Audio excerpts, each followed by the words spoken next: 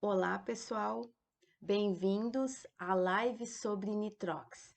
Meu nome é Niara, eu sou proprietária da Escola de Mergulho Planeta Mergulho de Porto Alegre e gostaria de apresentar o instrutor Carlinhos da nossa escola, o Carlos Salerno Gonçalves, que vai falar nessa live. Bom, todos nós adoramos mergulhar, correto? E quanto mais tempo a gente tiver de fundo para curtir as belezas do mar, melhor ainda, né?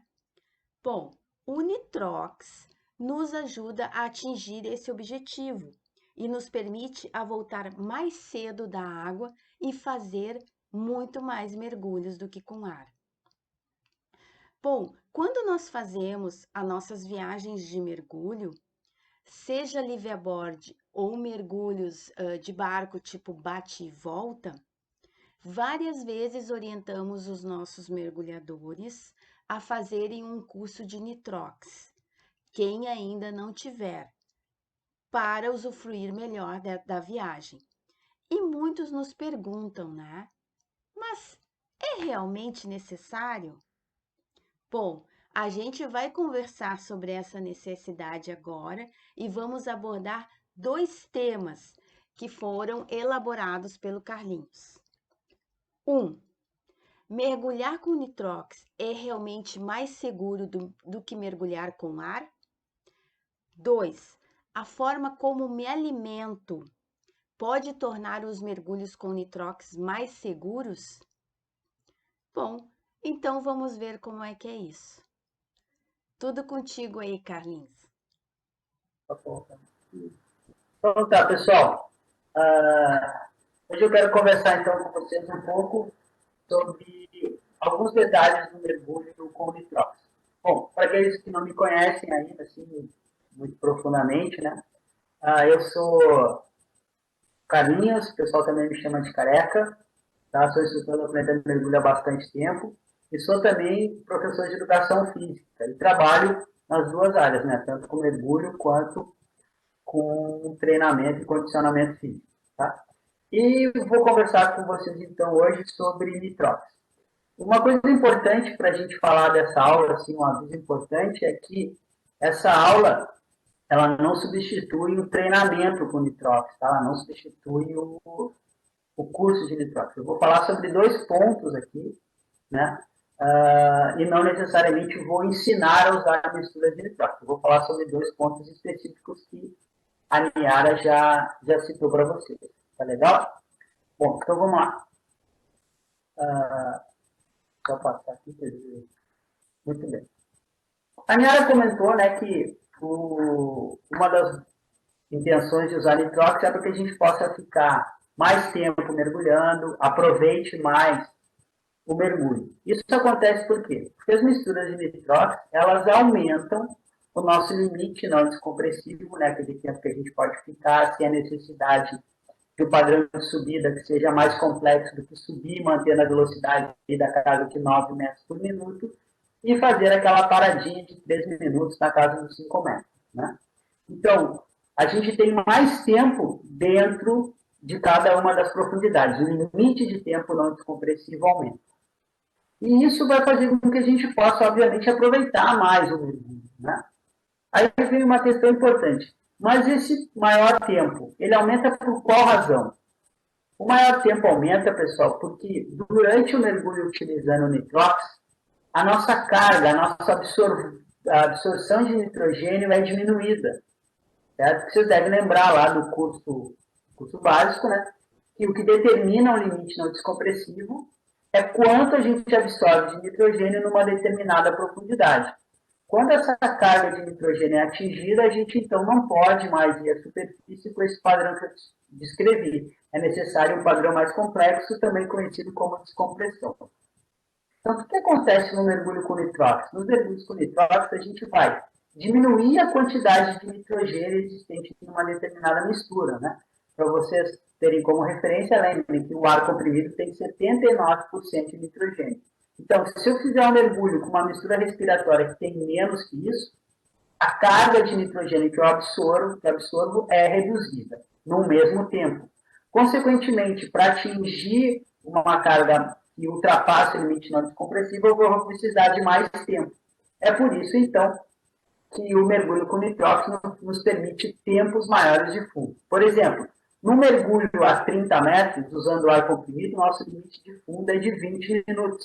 Por sua vez, um mergulho com nitróxido, usando o nitróxido 32, que significa que tem 32% de oxigênio e não 21% como ar. E a quantidade de nitrogênio não é mais de 79%, e sim de 68%, o que vai acontecer? Esse limite aumenta em 10 minutos. O limite não descompressivo com uma mistura de nitróxido a 32 a 30 metros é 30 minutos.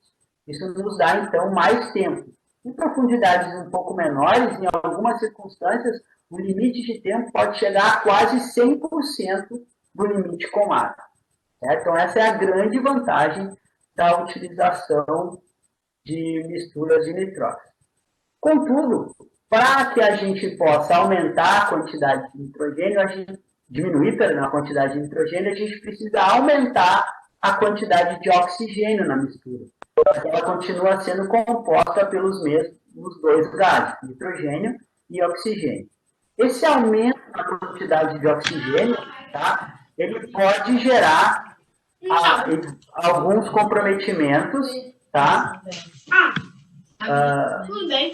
Oi, Cristiano, tudo bom? Certo? Vamos lá.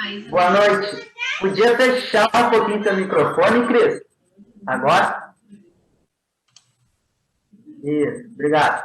Bom, pessoal, então, quando a gente aumenta a quantidade de oxigênio, a gente, então, reduz a carga de nitrogênio, mas a gente pode ter um outro fator complicante, que é a exposição ao oxigênio, ou o que pode levar, em alguns casos, à intoxicação por oxigênio. No curso de nitróxido, para aqueles que ainda não fizeram, a intoxicação por oxigênio é um dos temas mais importantes e a gente aprende como controlá-la, né? E como determinar qual a profundidade máxima que uma mistura de nitróxido pode ser mergulhada, certo? Bom, nessa nossa conversa aqui, nessa live de hoje, sobre o que eu vou falar? Eu quero falar com vocês sobre dois assuntos. O primeiro é o seguinte: como é o nitrogênio o gás responsável pelo surgimento da doença descompressiva, como quando determinados limites de mergulho são extrapolados, uma pergunta interessante que surge das misturas de nitróxido é a seguinte: quando eu uso misturas de nitróxido e como elas têm menor quantidade de oxigênio, de nitrogênio, perdão, seria, então, o meu risco de doença descompressiva menor usando misturas de nitróxido do que quando eu uso misturas de ar? Essa é uma pergunta interessante, né? E eu vou tentar mostrar para vocês o que a gente tem de mais recente de trabalho sobre esse tema. E depois a outra pergunta é a seguinte: além daquilo que eu aprendo no curso de nitróxido, né, sobre controle da pressão parcial, de oxigênio de uma mistura, sobre como fazer a análise de uma mistura, como determinar a profundidade máxima que uma mistura pode ser respirada, né? Por causa do seu percentual de oxigênio, para diminuir o risco de intoxicação por oxigênio e, consequentemente, diminuir o risco de um fator que é muito preocupante para os mergulhadores, que é a convulsão, né? Que ela pode acontecer com intoxicação por oxigênio. Existiria alguma outra forma, como, por exemplo, relacionada ao estilo de vida, nesse caso, no que diz respeito à alimentação, que pudesse favorecer o mergulho com nitróxido, que pudesse fazer com que nossos riscos dos problemas gerados por intoxicação com oxigênio fossem reduzidos? Vou contar para vocês, então, o que a gente tem de mais recente sobre esse tema também. Então, é sobre essas duas coisas que eu vou conversar com vocês. Tá legal? Bom, durante a aula, pessoal, se vocês tiverem qualquer pergunta, eu vou pedir que, enquanto eu falo, que vocês mandem as perguntas por escrito para a Niara no chat, e no final, aqueles que quiserem fazer algum comentário, alguma crítica ou outra pergunta, né, a gente faz aí com o microfone aberto e vocês fazendo a pergunta diretamente, tá legal? Então, vamos lá. Muito bem. Antes de eu falar especificamente sobre o tema, eu vou relembrar com vocês o que é doença descompressiva, certo? Vocês lembram, então, que a doença descompressiva é uma série de sintomas e sinais que podem surgir quando a gente, por alguma circunstância, tem uma carga de nitrogênio muito alta e não faz o procedimento adequado de subida. Dentro de um mergulho recreacional, significa não subir na velocidade adequada e também não observar as paradas de segurança. E dentro de um mergulho descompressivo, que é uma situação do mergulho técnico, é quando eu não faço a descompressão adequada para essa subida. Quando, por algum motivo, então, eu tenho a incidência de doença descompressiva, que é gerada por bolhas de nitrogênio nos tecidos, né, de forma resumida, tá? O que acontece? Essas bolhas de nitrogênio, elas podem acabar fazendo, né, com que os mergulhadores tenham uma série diferentes de sintomas. Né? Depende de onde essas bolhas surgem, em que região do nosso corpo elas ficam localizadas. De forma geral, pessoal, para ser rápido nesse tema, a gente pode resumir a doença descompressiva em dois tipos. A doença descompressiva do tipo 1 e a doença descompressiva do tipo 2. A doença descompressiva do tipo 1 é quando as bolhas vão se alojar nas articulações ou na nossa pele, gerando dores articulares, desconfortos e coceiras, o que a gente chama de prurido cutâneo. A pele fica avermelhada e coça bastante, certo? Quando as bolhas se alojam em órgãos mais importantes, como o sistema nervoso central, por exemplo, a gente tem a doença descompressiva do tipo 2, que ela tem sinais e sintomas muito semelhantes a um acidente vascular cerebral. E a doença descompressiva do tipo 2, ela pode ser classificada como uma doença mais severa, de mais risco à vida do mergulhador do que a doença descompressiva do tipo 1. Isso não significa que a doença descompressiva do tipo 1 tenha que ser negligenciada. Ela pode sim evoluir para a doença descompressiva do tipo 2. Então é necessário, se existir algum sintoma mesmo que do tipo 1, que todo o procedimento de primeiros socorros, de observação e tratamento seja adequado. Bom, mas de forma geral, o que é importante para a nossa aula de hoje? Saber que a doença descompressiva ela é causada pelas bolhas de nitrogênio, certo? Quando essas bolhas se localizam no sangue ou em algum outro tecido, ou em algum outro órgão, tá? Para que essa doença descompressiva ocorra, existe a necessidade de que as bolhas ocorram em determinada quantidade e tamanho significativo para isso. Porque tem um amigo que até está assistindo aqui a última vez, a gente estava conversando e ele acabou usando um termo interessante, mas parece que é o seguinte: ele começou falando sobre doença descompressiva e pediu desculpa para as pessoas porque ele havia mentido no curso básico, né? Porque ele tinha dito que os mergulhos dentro do limite não descompressivo não formavam bolhas. Na verdade, isso é uma mentira, eles formam sim, pessoal. Então, assim como ele, eu vou pedir desculpa também para vocês, para quando eu disse isso para vocês no curso básico, para que eles fizeram o curso comigo. Não é verdade. Todo mergulho forma alguma quantidade de bolhas. O que acontece é que quando as bolhas têm tamanhos muito, muito pequenos ou quantidade muito, muito reduzida, elas não são capazes de gerar sintomas. Tá legal? Bom, o que acontece então em relação a como a gente mede, né, a probabilidade de um mergulho dar mais ou menos doença descompressiva? O padrão de mergulho, né, um perfil de mergulho.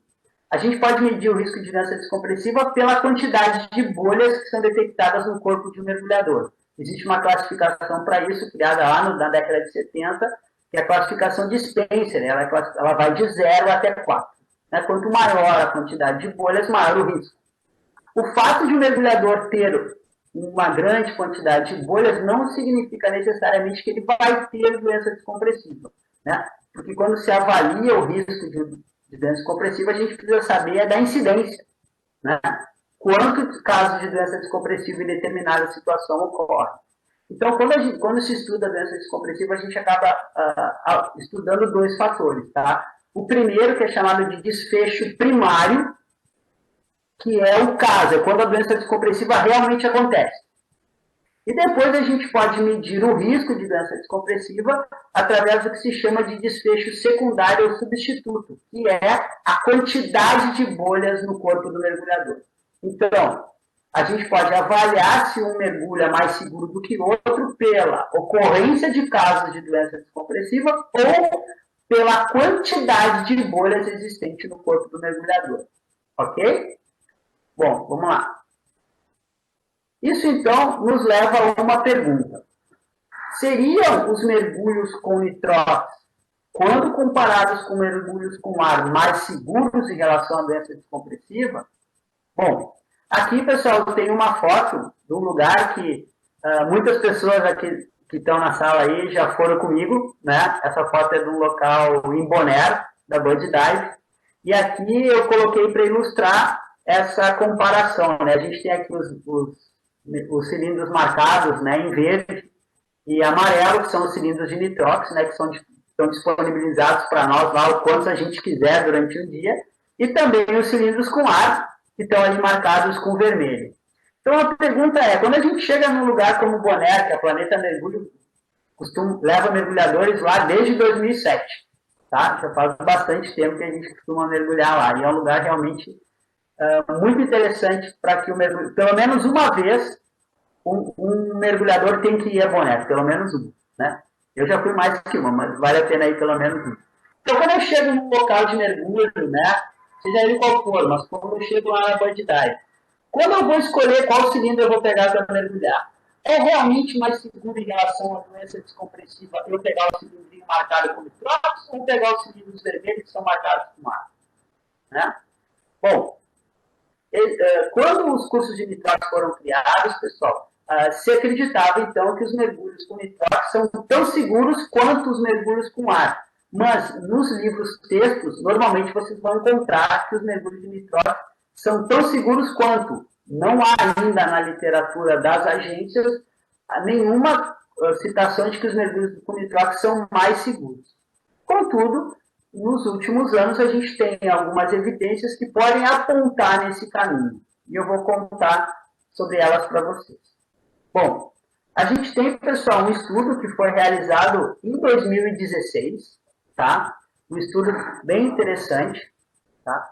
Ele foi realizado em câmara hiperbárica. Aqui a gente tem uma câmara hiperbárica para ilustrar. Essa aqui até tem toda com decalque do mar, né? Quando eu vi essa câmara hiperbárica, eu pensei, pô, podia ser a câmara da Planeta Mergulho, já que a nossa caminhonete tem uns adesivos bem parecidos com ele. Bom, o que aconteceu nesse estudo, pessoal? Ele foi realizado em 2016, tá? E nesse estudo, se pegou um grupo de mergulhadores, né? E sorteou esses mergulhadores e aleatoriamente eles foram colocados em dois grupos, tá? Os dois grupos fizeram um mergulho a 28 metros por 55 minutos. Ok?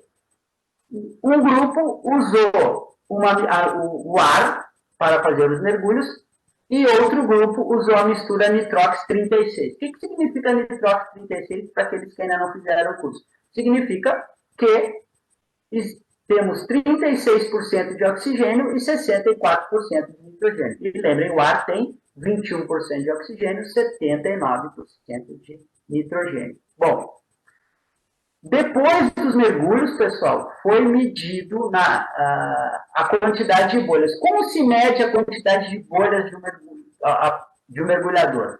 Normalmente ela é feita em alguma das grandes artérias, né, como a artéria pulmonar, a artéria subclávia ou a artéria femoral. Nesse caso, especificamente, ela foi feita na artéria pulmonar.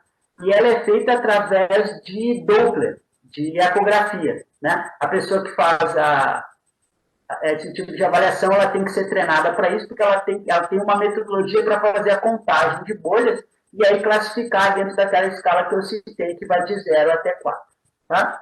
Bom, o que eles mostraram no final desse estudo? Né? O que os resultados mostraram? Os resultados mostraram assim, que todos os mergulhadores que usaram a mistura de nitrox 36, quando comparados com o grupo que usou ar, a quantidade de bolhas, ou seja, a escala de bolhas, foi sempre menor nos mergulhadores com nitrox 36 e maior nos mergulhadores que usavam ar. Além disso, o que aconteceu, pessoal? Dentre os mergulhadores que fizeram o mergulho em câmara hiperbárica com ar, ocorreram 3 casos de doença descompressiva. Foram doença descompressiva do tipo 1 e os 3 foram caracterizados pelo prurido cutâneo, por aquela coceira e vermelhidão na pele. Tá? Não tendo ocorrido nenhum caso no grupo que usou nitrox 32. Tá legal? Bom, o que esse trabalho mostra? Esse trabalho mostra, então, que por esses resultados existe uma hipótese razoavelmente a se considerar de que, sim, os mergulhos com nitrox são mais seguros em relação à doença descompressiva, que é o nosso tema aqui desse momento. Mais seguros que os mergulhos com ar. Porque nessa comparação, a quantidade total de bolhas era menor no mergulho com nitrox e não ocorreu nenhum caso de doença descompressiva, como aconteceu no outro grupo. Tá legal? Bom, mas esse trabalho tem uma questão interessante. Ele foi realizado em câmara hiperbárica. E a gente tem que ter tem que ter cuidado quando a gente vai extrapolar os resultados conseguidos dentro de uma câmara hiperbárica para situações reais de mergulho. Por quê? Porque são 2 ambientes, mesmo que sejam ambientes hiperbáricos, tá, com maior pressão, eles são ambientes com características distintas. Tá? Eu vou dar um exemplo para vocês. Quando se faz uma compressão, ou seja, quando a gente aumenta a quantidade de ar dentro de uma câmara hiperbárica, para que a pressão aumente e a gente simule determinada profundidade, o que acontece? A temperatura dentro da câmara hiperbárica também aumenta. Por sua vez, quando a gente está fazendo um mergulho real, por exemplo, no mar, o que vai acontecer? A gente, na realidade, tem uma aceleração da perda de calor, mesmo em águas mais quentes, certo? A gente sempre perde calor, mesmo quando a gente está no Caribe mergulhando. Então, essa é uma das características que pode fazer com que extrapolar os resultados de um mergulho em água em câmara hiperbárica para mergulhos reais não seja uma afirmação verdadeira. A gente precisa tomar cuidado. Então, por enquanto, a gente pode dizer que sim, quando se simulou em câmara hiperbárica, o mergulho com nitrox pareceu mais seguro. Mas a gente não pode dizer isso enquanto não avaliar também na água. Tá legal? Bom, vou fazer uma pergunta para vocês. Tá? Agora, se alguém quiser abrir o microfone e responder a minha pergunta, fique à vontade. Alguém sabe de onde é essa foto? Qualquer um pode abrir o microfone para dizer, tá? Vamos lá. Vou contar até 5 aí, ver se alguém responde. Nem tu, Reinaldo. Não sei, mas estava dando chance para a galera. Tá. Red Sea, Mar... Isso. Esse aí, pessoal, é um dos naufrágios mais famosos do mundo. Tristelgorm, ele fica no Mar Vermelho, tá? E se tudo der certo, tá? Depois vocês falam com a Niara, eu não sei detalhes, estaremos lá em 2021. Ok? Bom, o Tristelgorm é um super navio, pessoal. Ele é um porta-aviões da Segunda Guerra e ele tem nos seus porões, né, ele transportava também muitos suprimentos de guerra, como motos, jipes, tanques de guerra, até mesmo pequenas locomotivas, ok? E ele é um mergulho, tá? E muito interessante lá no Mar Vermelho. Aqui, ó, eu tenho um pequeno croquis desse naufrágio para vocês, né? Então, vocês podem perceber que a gente tem profundidades que ficam ali na casa dos 15 metros e a parte mais funda se localiza na casa dos 30 metros. É um mergulho excelente para penetração. E ele tem uma faixa de profundidade que fica exatamente dentro da faixa de profundidade mais recomendada para os mergulhos com nitrox, que é entre 15 e 30 metros. Além dessa característica, ele é extremamente grande, ok? tem muita possibilidade de penetração. Ele é excelente para a combinação de alguns cursos. Vou dizer para vocês qual. Um mergulhador que for mergulhador de nitrox, ao mesmo tempo for um mergulhador especialista em naufrágio, ok? E também tiver treinamento para utilizar cilindros duplos, ou sejam em deck mounted ou side mounted, vai poder aproveitar esse mergulho de forma excelente, certo? Por quê? Porque a gente pode conseguir um tempo de fundo em uma profundidade média na casa dos 23 metros, próximo a 1h20, 1h30 minutos, dependendo da mistura que a gente estiver usando. Então, esse mergulho é extremamente interessante para mergulhadores especialistas em naufrágio, que mergulhem com 2 cilindros e que tenham treinamento com nitrox. Mas por que eu estou contando isso para vocês, pessoal? Porque que ano que foi, deixa eu ver aqui, você me lembra? 2018, foi feito um trabalho avaliando se mergulhar com nitrox era mais seguro em relação à doença descompressiva do que mergulhar com ar. E eles fizeram uma situação real. E esses mergulhos foram realizados no Mar Vermelho. Uma outra característica importante desse trabalho, pessoal, é que o número de mergulhadores envolvidos é um número de mergulhadores significativo, tá? Ele envolveu 108 mergulhadores, sendo que todos eles mergulhadores com treinamento avançado ou mais, e desses 108, 32 eram mergulhadoras. Então, é um número de pessoas representativo no que diz respeito a estudos com mergulho. Se a gente for comparar esse número de participantes com outros estudos, né, quando a gente vai avaliar algum tipo de doença ou tratamento, tá? Ele não é considerado um número muito grande, ok? Contudo, para os estudos feitos em relação ao mergulho, é um N que a gente diz, N é o número de participantes de um estudo. Ele é um N muito representativo, tá? E aí, como foi feito? Com o mesmo padrão do trabalho anterior, os mergulhadores foram sorteados e divididos. Um grupo faria os mergulhos com ar, fez o grupo de mergulhos com ar, e o outro grupo fez os mergulhos com nitrox. Os mergulhos no Tristelgorm tiveram média de profundidade de 24 metros e eles duraram 1 hora. Para ser mais preciso, os mergulhos tiveram 62 minutos de duração. Ok? A velocidade de subida foi sempre de 9 metros por minuto e foram feitas as paradas de segurança necessárias para esse padrão. Tá? Ao final do mergulho, as bolhas foram medidas numa das artérias, nesse caso foi na artéria femoral e na artéria subclávia, tá? 45 minutos após o mergulho e 60 minutos após o mergulho. Tá? Bom, um ponto positivo desse estudo. Não houve nenhum caso de doença descompressiva. Ok? Isso significa que todos os mergulhadores tiveram padrões de segurança muito bons.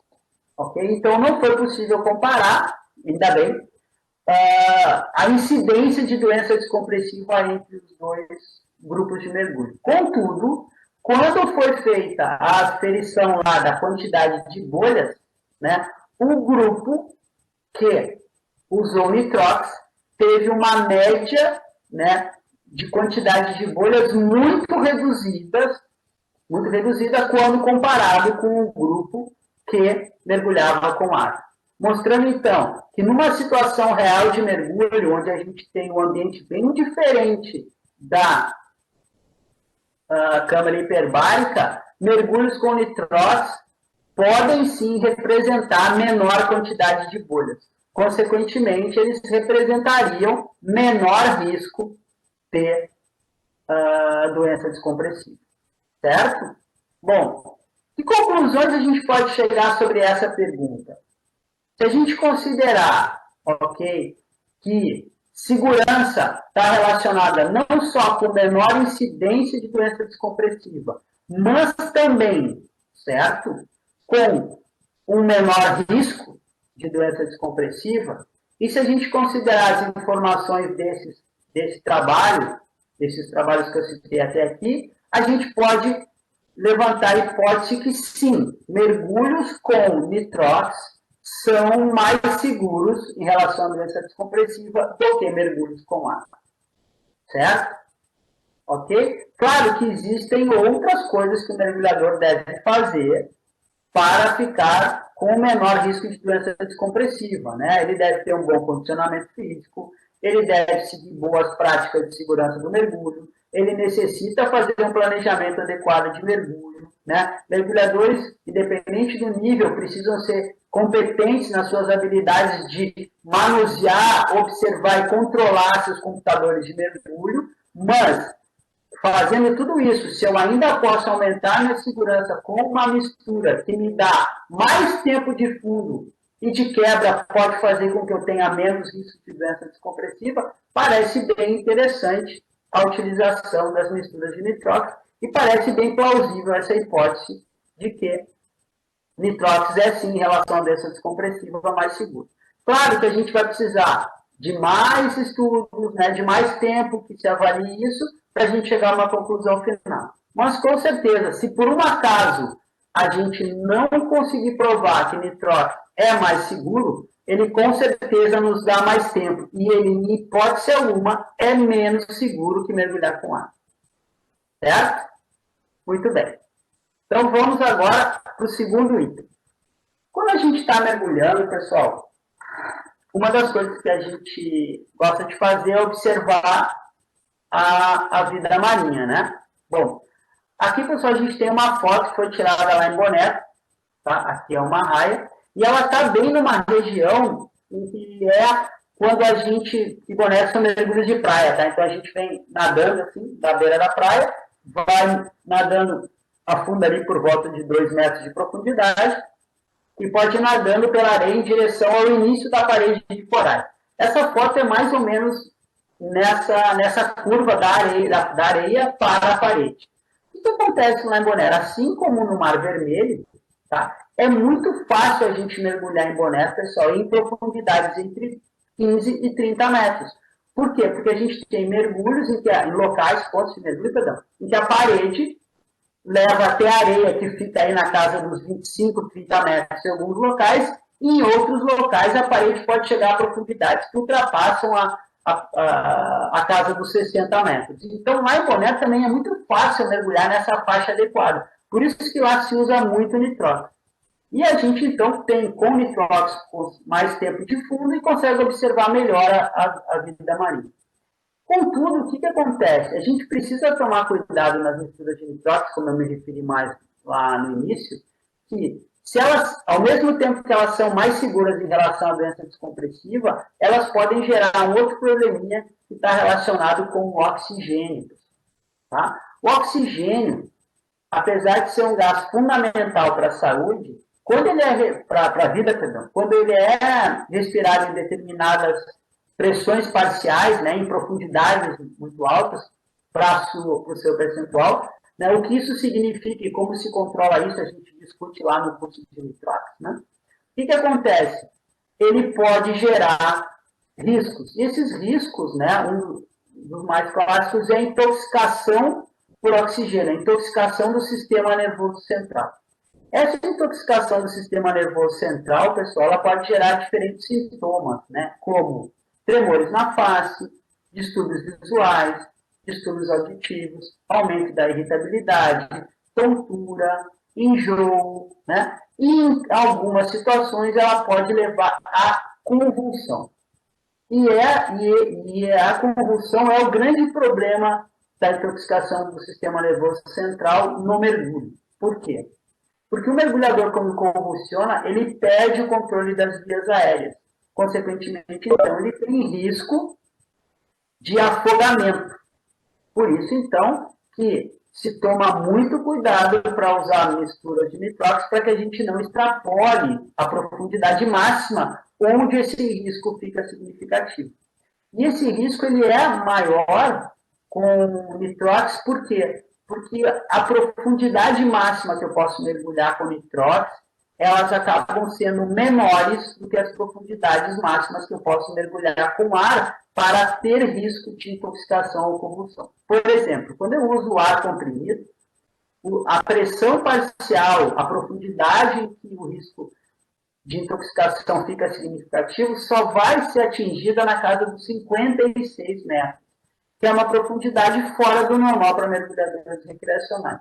Por sua vez, se vocês estiverem lá em Bonaire mergulhando, vão provavelmente estar usando um cilindro com 32% de oxigênio. E uma mistura com 32% de oxigênio não pode ser respirada em profundidades maiores do que 33 metros. E essas profundidades são facilmente encontradas em muitos lugares fora do Brasil para mergulho. Certo? Então, por isso, a necessidade de a gente ter que controlar isso. Além disso, pessoal, o que acontece? Existe, eu vou fazer um parênteses aqui para explicar fora da água e depois explico para vocês na água, tá?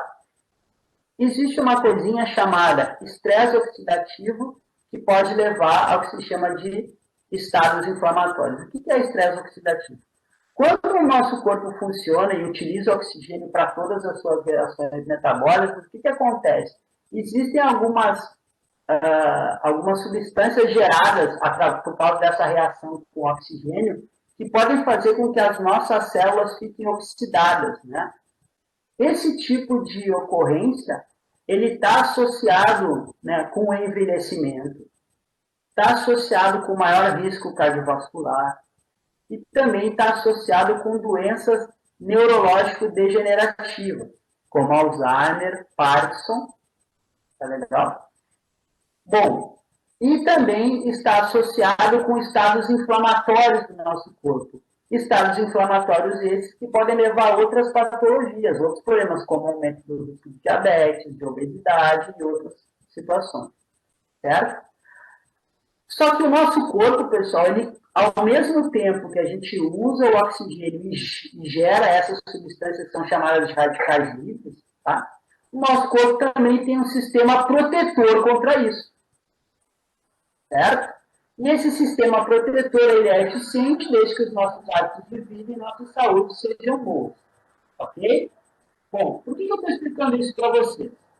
Porque toda vez que uma pessoa saudável faz um mergulho, okay, os indicadores de estresse inflamatório e os indicadores de inflamação, eles são chamados, a gente chama isso em ciência de biomarcadores, tá? Então, os biomarcadores de estresse oxidativo e os biomarcadores de inflamação aumentam de forma aguda durante o mergulho. O que significa de forma aguda? A gente faz o mergulho, durante o mergulho, imediatamente após o mergulho, esses biomarcadores estão em níveis mais elevados do que antes do mergulho. Certo?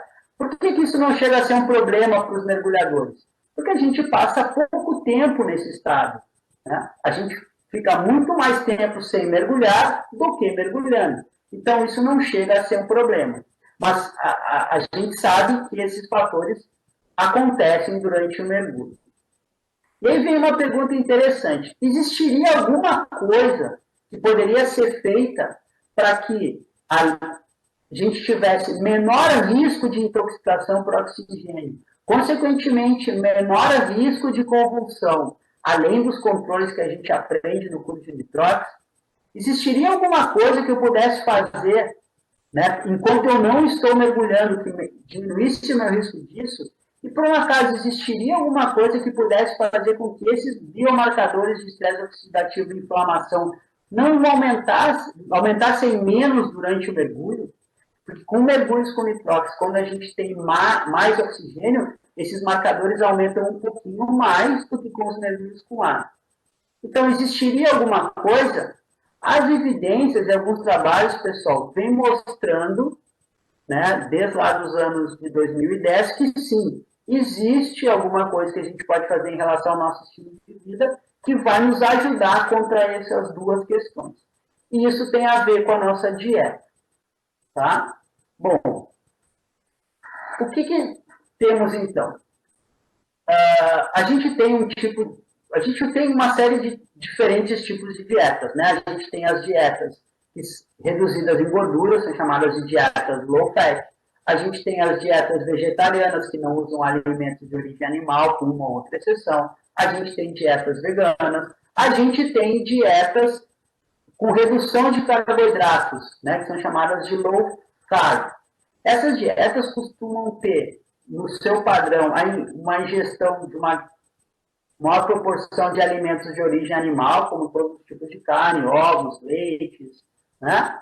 E uma ingestão reduzida da quantidade de carboidrato.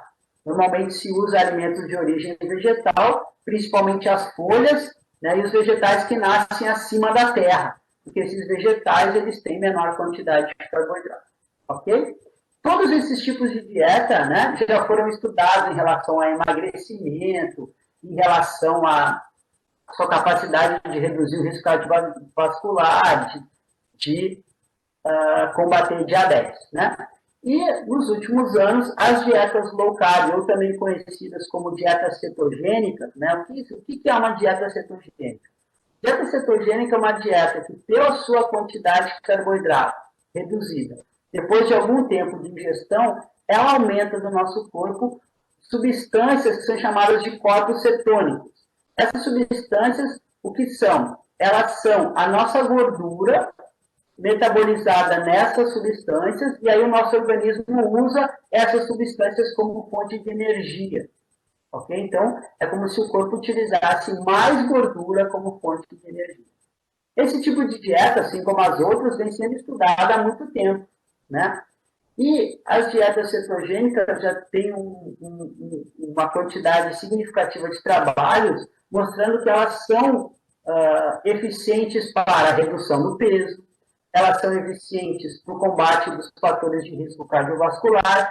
Mais recentemente não, hoje um amigo me mandou um trabalho mostrando que as dietas cetogênicas elas podem ajudar no aprimoramento da função das células T no combate dos vírus da influenza, que são um dos grupos de células do nosso sistema imunológico que combatem os vírus da gripe. Tá? Então, elas são usadas por uma série de fatores. Mas elas já têm uma capacidade de eficiência reconhecida há algum tempo, uma coisa que pode ser muito interessante para a gente como mergulhador. Elas já são usadas para tratar epilepsia, para diminuir o risco de convulsão em pacientes epiléticos. E isso é uma informação importante para a gente mergulhador. Por quê? Porque qual é o maior risco da má administração da exposição ao oxigênio? Seja no mergulho recreacional ou seja no mergulho técnico. É a convulsão. É isso que a gente, quando faz o curso de nitrato, é isso em bom período dos cursos de mergulho técnico, a gente ensina para os alunos como administrar a exposição ao oxigênio. Para quê? Para ter um risco menor de convulsão.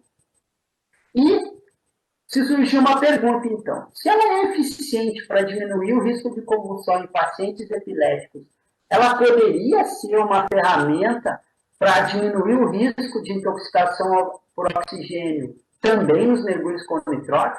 Bom, e aí, pessoal, esse tipo de avaliação, certo, começou em 2013. Em 2013, ainda com animais, se fez alguns trabalhos sobre esse tema. E o que se descobriu? Primeiro, vou explicar o que foi feito. Tá? Alguns trabalhos aí no ano de 2013 fizeram o seguinte: eles pegaram um grupo de ratinhos e colocaram eles em uma câmara hiperbárica a uma profundidade de 5 atmosferas. 5 atmosferas é como se nós estivéssemos mergulhando a 40 metros de profundidade. Certo? Nessa exposição, os animais respiravam uma pressão parcial de oxigênio que nessa profundidade era capaz de gerar intoxicação para o sistema nervoso central e também convulsão.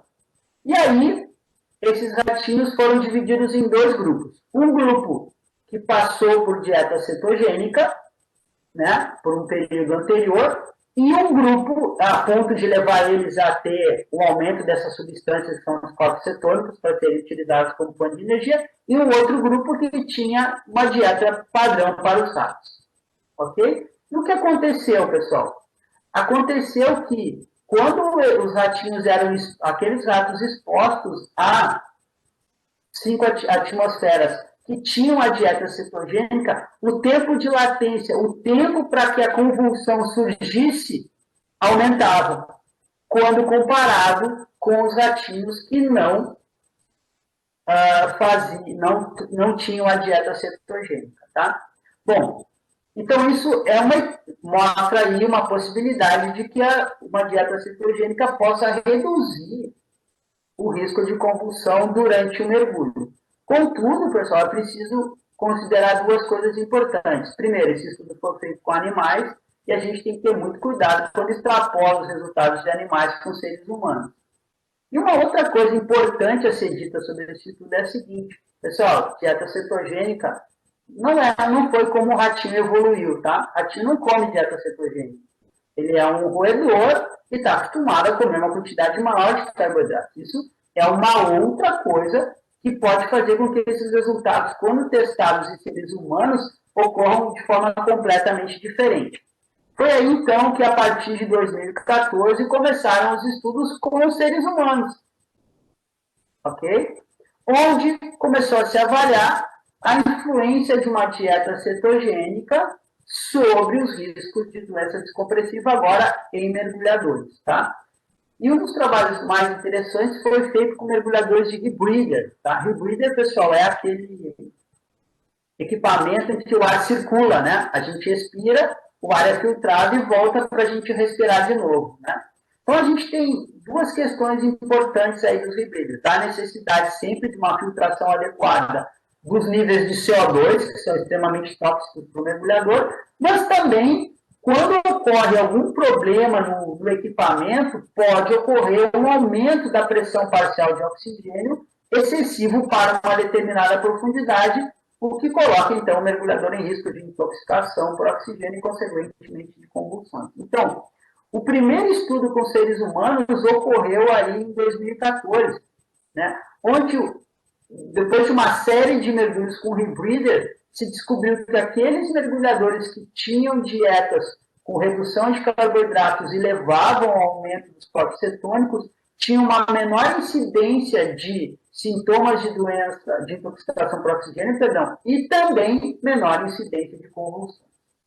Certo? Bom, aí então aquilo que era uma hipótese com os animais se torna uma hipótese um pouco mais forte entre os mergulhadores, porque isso diminuiria, então, o risco de convulsão quando mergulhando com nitrox nos seres humanos também. Ainda acredito que a gente precise que outros estudos sejam feitos para aumentar o número de mergulhadores testados, para que essa hipótese possa ficar cada vez mais forte. O que acontece, pessoal? O mecanismo que leva o mergulhador a ter doença descompressiva é um mecanismo ainda do ponto de vista fisiológico bem complexo. Ele não está claramente definido, né, esse mecanismo entre os pesquisadores. Mas uma das coisas que se sabe é que ele pode também estar associado à intoxicação com aquele aumento dos biomarcadores de estresse oxidativo e de inflamação que eu citei alguns minutinhos atrás. Tá? E, num estudo mais recente de 2008, foi feito um trabalho bem interessante, onde avaliou, tá, esses biomarcadores de estresse oxidativo e inflamação em mergulhadores. Tá? Então, vamos só relembrar uma coisa importante. Então, a gente sabe, mergulhadores saudáveis, mergulhando com ar ou com nitrox, quando entram na água para fazer o mergulho, tem um aumento desses biomarcadores, seja para o estresse oxidativo ou para a inflamação. Quando o mergulho termina e algum tempo depois, esses marcadores voltam à sua normalidade. Ok? Então, isso não é necessariamente um problema. Ok? Mas esse aumento dos biomarcadores pode estar ligado aos mecanismos que levam à intoxicação por oxigênio e, consequentemente, por convulsão. Legal? Então, o que foi avaliado? Foi avaliado, pessoal, se mergulhadores que têm dieta cetogênica, certo? Teriam redução nesses biomarcadores. Então, foi feito um estudo que foi feito em um ambiente com água, porém não um mergulho real. Porque como se faz a necessidade de medir amostras de sangue, de coletar o ar respirado no mergulhador, isso fica muito difícil de ser feito em uma situação real de mergulho. Então, ele foi feito essa aqui não é uma foto do estudo, mas é uma foto de um ambiente muito semelhante ao estudo, tá? Onde o mergulhador para simular também o esforço de mergulho, eles fizeram um exercício de uma bicicleta adaptada, como essa que vocês veem aí, né, que o mergulhador fica deitado com a barriga para baixo e pedala nos pedais que estão mais lá para trás. Ali na frente tem todo um sistema que vai fazer com que o ar do mergulhador seja respirado, ou seja, inspirado e expirado seja analisado, e nessas situações, ao final do mergulho, é mais rápido de fazer a coleta de sangue para medir esses biomarcadores, tá? Então, o estudo foi feito num ambiente como esse. Não é uma câmara hiperbárica, mas também não é um mergulho real, certo? Bom, os mergulhos tinham um padrão bem parecido com o do mergulho recreacional, tá? Eles tinham profundidades aí médias de 15 metros e duravam cerca de 20 minutos, ok? Um grupo de mergulhadores fazia isso usando o Nitrox 32 e tendo feito por um período de mais ou menos 6 a 8 semanas uma dieta cetogênica. E eles também, esse grupo de mergulhadores também fez esse mergulho antes de entrar em dieta cetogênica com a sua dieta tradicional. Então, num primeiro momento, eles faziam mergulho usando Nitrox com a dieta tradicional. Foram feitos esses mergulhos e os biomarcadores de inflamação no estresse oxidativo foram medidos.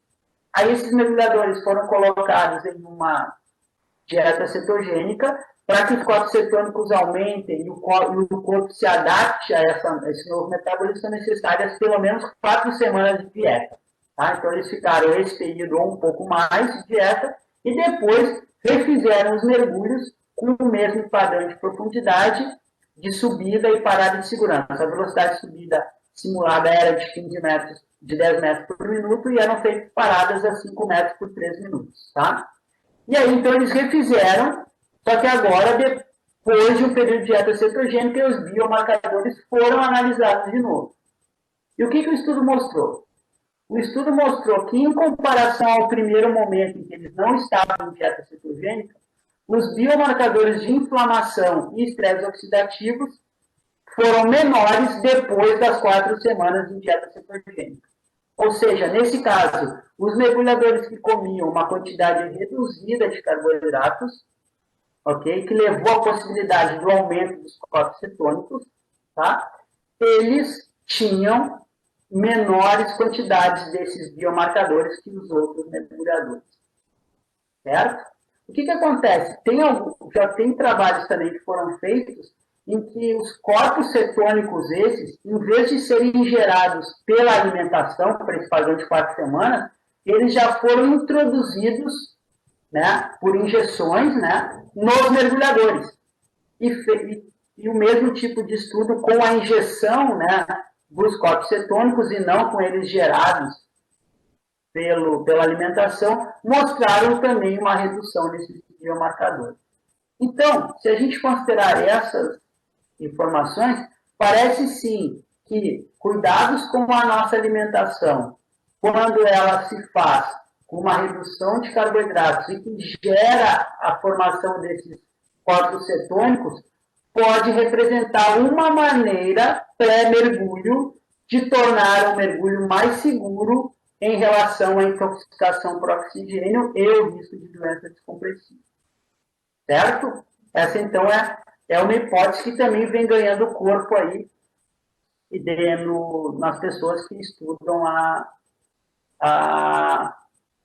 intoxicação por oxigênio e dieta. Certo? Muito bem. Se a gente, então, considerar essas informações, pessoal, até aqui, a gente pode dizer o seguinte, que o mergulho com nitrox, ele é mais seguro que o mergulho com ar em relação à doença descompressiva. Vale a pena, então, sempre que possível, usar essa mistura de nitrox. Principalmente, pessoal, em situações onde a gente pode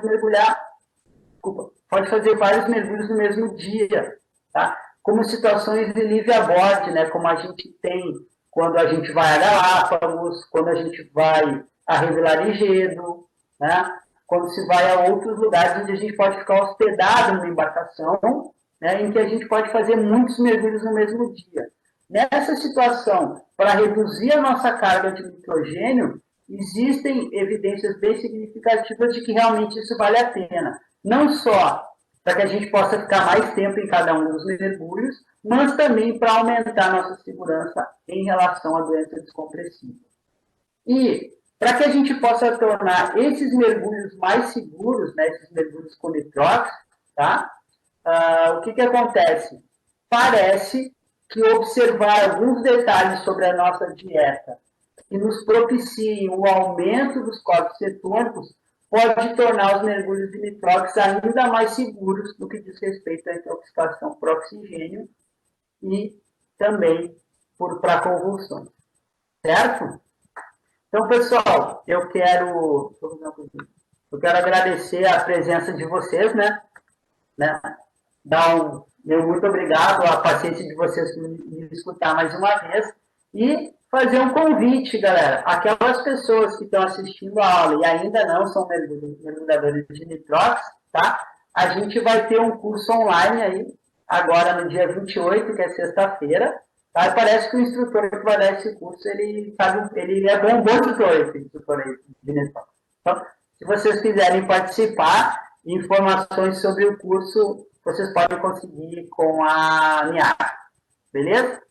Então, pessoal, muito obrigado. E agora eu vou responder as perguntas, né? Ouvir algum comentário de vocês, ficar aberto aqui para alguma sugestão que vocês queiram me dar, ou para as perguntas que alguns de vocês podem ter mandado para a Niara pelo chat, tá? Muito obrigado, galera.